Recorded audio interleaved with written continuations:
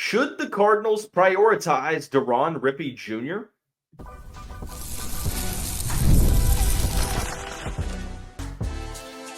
You are Locked On Louisville, your daily podcast on the Louisville Cardinals. Part of the Locked On Podcast Network, your team every day. Card Nation, what's going on, everyone? Welcome into this Wednesday edition of the Locked On Louisville podcast. I'm your host, Dalton Pence. This is my fifth year covering U of L, third year hosting this show, and I want to take the time to thank you all for making us your first listen of the day. Just a reminder, Locked On Louisville free and available on all streaming services, 5 days a week, your team every day. You all completely destroyed the mailbag this week in a good way. A lot of great questions. Today will be the first of 2 mailbag episodes. We will answer 8 men's basketball questions that you have asked me to discuss on the show today. 2026 recruiting, final roster moves, the Aly Khalifa timeline, and much more. We'll answer the 3 to 4 football questions on the show tomorrow, and we will bring in a special guest to help answer those. We'll reveal who that is at the end of the show today. But some great questions. We'll start out answering 3 questions in the first segment, 2 in the second, and 3 in the final segment of the show. So let's get into the questions. The first one is a 2026 recruiting question. With all of the elite level guards that the Cardinals are involved with, or seemingly in a good spot to land, should Pat Kelsey prioritize Deron Rippey Jr. over the rest? This is a pretty intriguing question. We've talked about Deron in multiple episodes over the past couple of months. I admitted last week that if you made me choose who I'd rather have commit to Louisville, I don't know that I'd be able to choose a recruit just yet. Like I think that all of the elite level guards that the Cardinals are involved with would be able to come in and help Louisville out pretty much right away. But this is specifically about one player. Should Louisville prioritize Deron Rippey Jr.? The short answer is he's worthy of being prioritized. I mean, he's a 5-star prospect in the 2026 class. According to the 24/7 Sports Composite, he's ranked as the 19th best player, 5th best point guard, and number 1 player in the state of New Jersey. He's a back-to-back state champion, New Jersey Gatorade Player of the Year. Had a really solid debut on the Adidas 3 SSB circuit, so he is playing on the Adidas circuit, which is awesome to see. It really just depends on who Pat Kelsey and company are prioritizing. Like, my gut is telling me, now this is not because of any inside information I've gotten, it's just strictly intuition. I think that whoever commits to Louisville first, out of the backcourt targets that they're going after, like, that's who they're going to take. I just don't think that, truthfully, with the amount of blue blood pressure and other schools recruiting these players, I'm just not sure if there are going to be multiple players that you're going to get to commit in the backcourt. Like, I think you're going to get one. That's what my gut's telling me. And if Deron Rippey Jr. is that guy, then I am perfectly okay with that.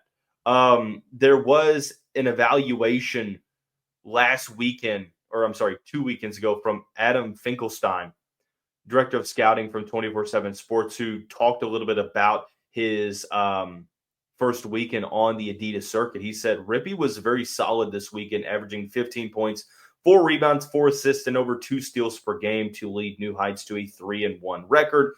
He basically goes on to say, while Rippey was largely letting the game come to him this weekend, he's got the athleticism to make momentum-changing plays at any given point, both rising up at the rim or turning on the Jets. And when you watch his, end quote, when you watch Rippey play, you watch the highlight tape, it's pretty clear. Staying in front of him as an on-ball defender is almost impossible. 6'2", 170 pounds, has that explosive burst, that explosive first step that you just are struggling to stay in front of. One of the main questions that I had about Rippey was the consistency from the perimeter. And his first weekend on the Adidas circuit, he shot 10 of 23 from three-point land, which I was encouraged by. So if you can consistently see that growth as a perimeter scorer from Rippey, I mean, gosh, things get really scary because he's so good at attacking the rim, getting downhill, being flashy in transition. But something else that you're seeing Pat Kelsey prioritize from a skill set standpoint in this particular cycle is defense. And Rippey might be the best on-ball defender of any of the elite guards that Pat Kelsey is going after. And when you have that two-way guard that can be your potential number one scoring option, being your lead guard that can facilitate and get to his spots and create for himself and create for others, I mean, it's hard to pass that up. And I think that, long story short here, to answer this question, if Louisville does prioritize Rippey, I'm ecstatic because I think he's good enough to be a number one option for the Louisville Cardinals. Second question, what are the real chances of getting Tyran Stokes? The question also puts a mention in of Talon Kenny scheduling his official visit and the friendship that those two have. And I don't know how good of friends that those two players are. They're both Kentucky natives, but Stokes hasn't lived in Kentucky for a couple of years now, so I'm not really sure. And Stokes was from Louisville. Kenny played up around the Cincinnati area, so I'm not sure what that friendship looks like. I mean, it's not uncommon for top players to be friends in the high school ranks because of the AAU camps, the USA Basketball circuits, Nike Hoop Circuit, you name it. It seems that this recruitment is just starting. Like, my intuition is telling me that Stokes is going to take his time and make his visits this summer. And when the fall rolls around, let's say like September, late August, I think you're going to have a clearer picture in regards to who the serious contenders are, what his plans of a potential timeline of a commitment look like. I just don't think he is in a hurry, nor really should he be. So I think that if you're asking which teams have the best chances, I mean, Louisville is among that top group. Louisville's in that top group. Who else is in there? I don't know. Kansas, Kentucky, Arkansas, maybe North Carolina, who he grew up a fan of. I don't know. I think that Louisville has as good of a chance on May 28th as any other team does at this potential moment, however. What are the odds that the Cardinals will bring in another 3, 4, or 5, particularly a 4 or 5, outside of the Aly Khalifa situation? So we're basically putting the Khalifa situation to the side and saying, will Louisville add another front court player? I mean, I think that the odds are relatively high. I think that Louisville does add one more player. I would imagine that logic would tell you that that player would be added to the front court versus the backcourt because the Cardinals already have a very crowded backcourt, but I don't know. One thing that Pat Kelsey and company are doing really well is keeping things extremely close. They're not letting much out there. Things are very hush-hush, and by design, you don't want your plans getting out there until you start to hear about visits. And if they're going the international route, then you're really not going to hear about things until recruitments get heated up. I'll be honest, I thought we would have already heard about Vangelis Zougaris by now. It was rumored a couple weeks ago that the Cardinals were favored for the Greek big man. And since then, it's been radio silence. That's not uncommon for international recruiting, but I thought that when we heard that Louisville was seriously involved and that they were favored to land him, I thought that we were going to hear about him committing. Now, that's not to say that he's not going to, but I don't feel as confident as I do right now that I did a week ago, because if he was committed, why what's the holdup? And there could be a number of different factors. So I'm not sitting here trying to tell you that you should be worried about that. I think it's just me seeing that things change all the time in recruiting. That's just me being the type of fan that I am, kind of worrying about that. But even if Zubris doesn't commit, I imagine that Louisville's still going to add some insurance to the front court. So I think that the odds of Louisville bringing in another 3, 4, or 5, particularly a 4 or 5, would be relatively high. So when we come back, we're going to answer some questions about Jamir Watkins, who the best defenders on the team are going to be, and much more. Don't go anywhere. We'll be right back here on this Wednesday edition of the Locked On Louisville podcast.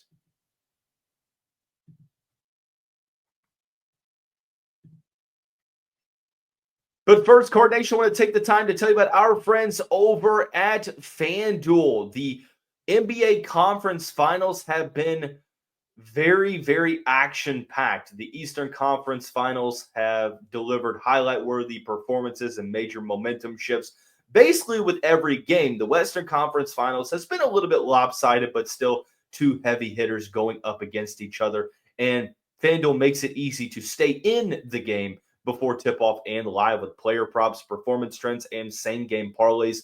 Fans have more ways than ever to play smart and win large. Look, I'm going to tell you to do your homework here, but these are the props that I'm going with for the Western Conference Finals game tonight in Oklahoma City. The Thunder leading the Minnesota Timberwolves 3-1 in the series. I think Minnesota bounces back. So I'm going to go with a 3-leg same-game parlay for the Minnesota Timberwolves. I'm going to go with Anthony Edwards, 25-plus points, current odds of -170. I just think he's going to rise to the occasion. Hasn't had the greatest series. I think he bounces back. I'm also going to go with Nickeil Alexander-Walker to have 10-plus points, -115 odds there. He had a breakout game last game in Minnesota in Game 4. And then with the ability to score, I'm going to go with Dante DiVincenzo over 2.5 assists, -172 odds there. I think that the chances of him hitting those numbers are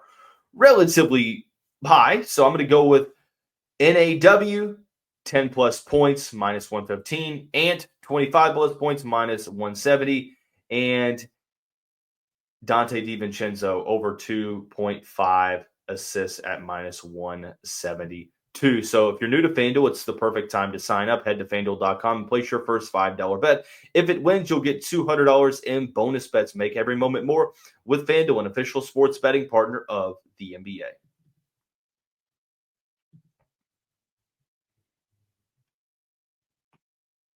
Card Nation, thanks again for making us your first listen of the day. Just a reminder, the Locked On Louisville podcast is free and available on all streaming services 5 days a week. Your team every day. Continuing on in the men's basketball mailbag, are we in the Jamir Watkins sweepstakes? I wish, but number one, he's still in the NBA draft. He has not elected to opt out of the draft and return back to college where he is in the transfer portal. But we haven't heard anything. And of course, this could all be by design. I've been led to believe that if Louisville were to add to the roster, this was before the Muhammad Kamara commitment, that the additions would be targeting the end of the rotation, the end of the roster, and not so much a difference maker. Now, does Louisville have the money to go out and get Jamir Watkins? Potentially. I mean, he's going to command probably north of $2 million. It's not the money, to me, that I think could be the snag in the line. It's the role. The Cardinals have 10 players at the moment, or 9, that are going to be heavily involved in the rotation. That's not to include Aly Khalifa, who also could be involved, and whoever else that they get. Muhammad Kamara, I think, is a depth piece into the rotation guy. But if you go out and get Jamir Watkins, you face a pretty interesting dilemma, because you were sold on going to a 3-guard lineup with the guards that you have. Do you move one of those guards to the bench and maybe push Kobe Rogers out of the rotation, or maybe anger one of those guards? Do you go a little bit smaller and play the 3 guards and have Watkins play that wing power forward hybrid at 6'7", and then Case and Pryor's at the 5, and then have Sananda Frew off the bench? It's a challenging discussion there, but I think that the answer is likely no. I don't think that Louisville is currently in the Jameer Watkins sweepstakes. I wish that they were, and they very well could be. Of course, Pat Kelsey and company keeping things very secretive by design at the moment. I just think it's wishful thinking. I don't believe that Louisville, even if they are involved to an extent, I don't think that they are like seriously in contact with Watkins, and it's close to happening. Like, if it happens, I think it's because Louisville pivoted and they said, here's what we're going to do, and we're going to prioritize Jameer. I just don't think that that's happening at the moment.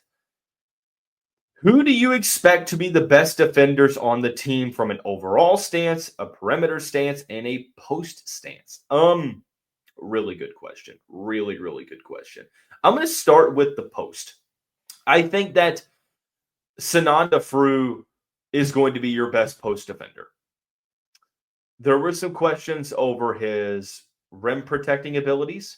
I think he has alleviated some of those concerns this year. He was he technically is, since it's still going on, in the Bundesliga Basketball League in Germany, which is one of the top 5 leagues in Europe.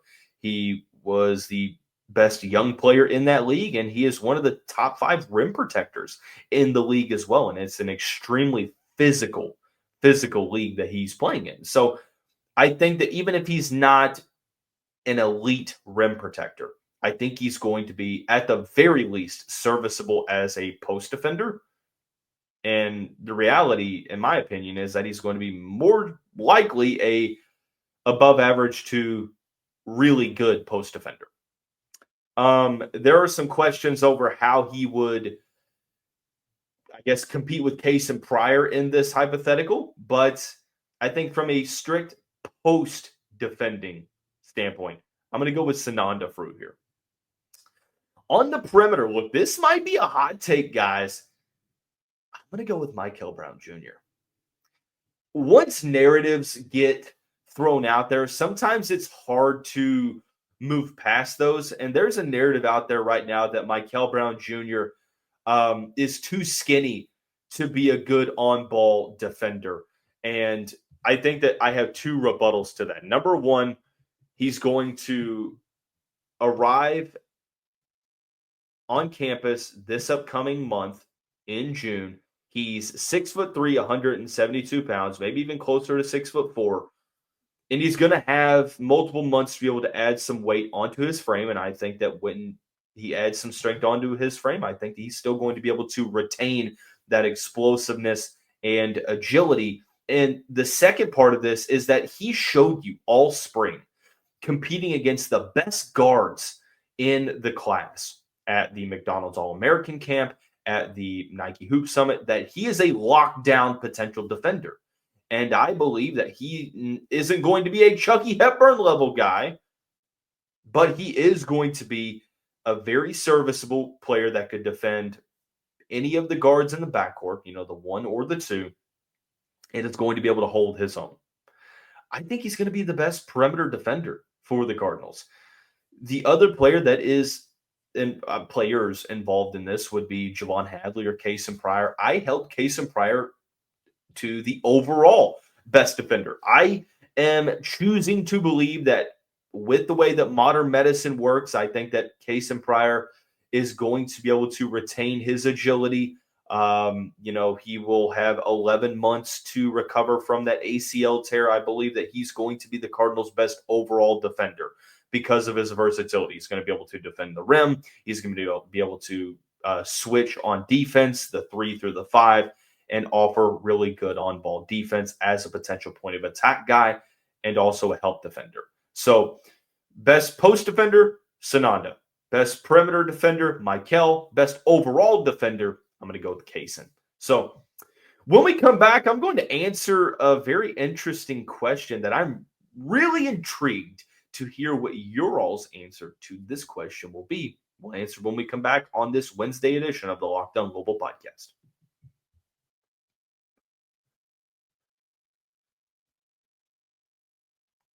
Card Nation, I mentioned at the top of the show that we are going to have a second mailbag episode tomorrow answering 3 to 4 football questions. That is the truth.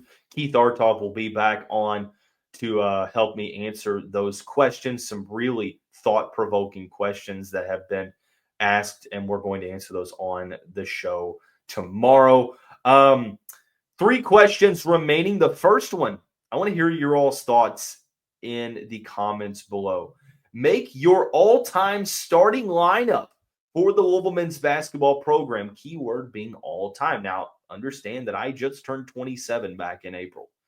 My experience with Louisville basketball is Rick Pitino onward. I don't remember the Denny Crum era because I wasn't alive. And if I was really young. I don't remember the 80s. Wasn't there. But here's what I'm going to go with. I'm going to go with a little bit of positionless basketball. I went between Wes Unseld and Charlie Tyran for my 5 spot. I decided to go with Wes Unseld. I think he is one of the better scorers in program history, even though the numbers don't show it. And that a lot of that, I think, is because of the pace of play, playing back in the late 60s. But probably the first premier recruit, local guy from the city of Louisville, went to Seneca High School. I'm going to throw him in at the 5, even though Father Time affects bias. His impact was immeasurable.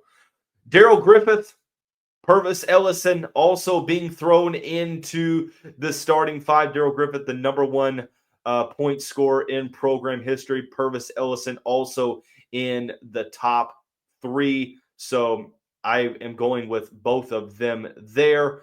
The guard spots were pretty intriguing to me. I started out with DeJuan Wheat. Really wish I could have seen him play, but his final season was 1996-97. I was introduced to this world in 1998, but 2,183 career points. That's second in program history. Some big-time games at the University of Louisville. Top 5 in assists with 498. And just overall, really good player. Top 10 in steals in his career as well. So DeJuan Wheat is getting one of those guard spots. And I went back and forth here between Reese Gaines with Russ Smith, with some other guys that could be involved. I mean, there's so many guys you could throw in here. LaBradford Smith, number 1 assists leader in program history. I mean, Peyton Siva, T. Will. Gosh, there's so many guys that you could go with. I ended up Milt Wagner. I ended up going with Russ Smith, and this might be a little bit of recency bias, but he's a national champion. He is top 5 in points per game. He's number 1 in steals. I'm sorry, top 5 in points per game. Top 5 in points overall. My apologies. Number 2 points in a single season. Number 1 in steals in program history. And just overall an electric player that can get you those points. So I think we've got the shooting, we've got the defense, we've got the versatility, we've got the leadership. So to kind of recap, DeJuan Wheat, Russ Smith, Darrell Griffith, Purvis Ellison, and Wes Unseld as my starting 5. Moving on along, do we have a timeline and a deadline on the Aly Khalifa news? The deadline is non-existent. It could be next week. It could be the end of the summer. It could be right before the season.